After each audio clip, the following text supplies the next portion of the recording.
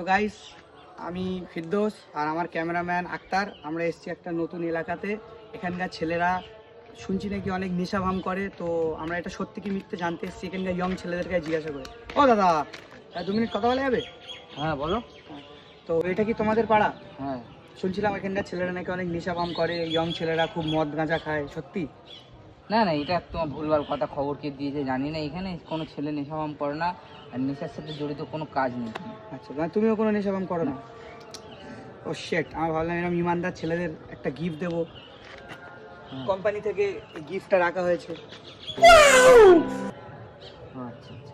তো না না না, আমরা দেখো নেশাভাম করি না, কিন্তু আমার ভাই হয়তো টুকটাক মাঝে সাঝে খায়, তো আচ্ছা, ও হয়তো এক্ষুনি এই দিকতে আসতে পারে। আচ্ছা, এটা তো ভাইকে দিয়ে দেবো। থ্যাংক ইউ দাদা, থ্যাংক ইউ। এরকম ছেলে সমাজে দরকার। তো গাইস, দেখতেই পাচ্ছ যে এখানকার একটা খুবই ইমানদার ছেলের সাথে দেখা হলো, তাকে মদ অফার করলাম, সে নিল না। তার মানে সত্যি এই পাড়ায় কেউ নেশাভাম করে না। তো দেখা যাক, তার ভাই নাকি আসার কথা, তাকে গিফটটা দিয়ে দেওয়া হবে, ঠিক আছে?